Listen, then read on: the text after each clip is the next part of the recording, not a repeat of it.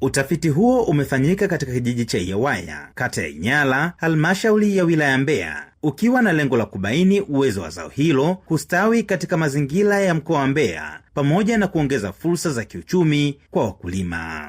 Akizungumza kuhusu mafanikio hayo, mtafiti wa matunda kutoka TARI kituo cha Uyole, Bwana Daudi Mbongo, amesema matokeo ya awali yanaonyesha kuwa matumaini makubwa ya zao hilo kuwa miongoni mwa mazao yenye tija kubwa kwa wakulima, huku mche mmoja unaweza kuzalisha kati ya matunda 300 hadi 600 kwa msimu, jambo ambalo linaifanya apple kuwa zao lenye faida kubwa kiuchumi. Uzuri wa zao hili kwa sababu ni miti ambayo yanaachiana nafasi, tunapanda mita 4 kwa 4. Kwa hiyo inaachiana nafasi. Kwa hiyo katikati unaweza kupanda mazao ya msimu. Tumejipanga kuzalisha miche zaidi ya 40,000. Kwa hiyo wakulima ambao watahitaji kupanda miche mwanzoni mwa msimu wa mvua watarajie kuja kupata miche hii katika kituo cha TARI. Kwa upande wake, afisa kilimo wa kata ya Inyala, Bi Gloria Nyela, amesema mafanikio ya utafiti huo ni hatua muhimu katika kuhamasisha wakulima kuanza kuangalia mazao mbadala yenye thamani kubwa sokoni. Ameongeza kuwa ofisi ya kilimo itaendelea kushirikiana na watafiti mbalimbali pamoja na wananchi kuhakikisha elimu ya kilimo cha tufaa inawafikia wakulima wengi zaidi ili waweze kunufaika na zao hilo.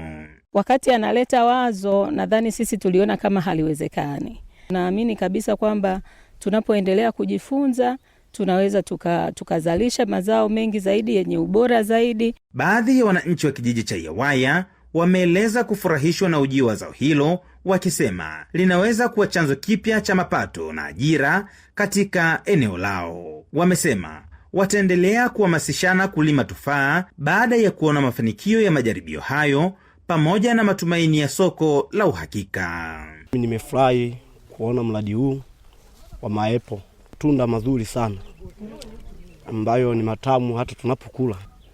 Nimepokea vizuri sana kwa kilimo cha maepo sababu ni zao la biashara. Kwenye kijiji chetu ni mara ya kwanza kuona zao kama hili. Wananchi walio kuangalia wamefurahi sana na zao hili linakubali vizuri. Tumelipokea kwa namna chanya. Tutahamasishana kama wananchi ili tuanze kutumia hii fursa vizuri, tuongeze vipato. Hii miche inapatikana kwa gharama ya juu kidogo.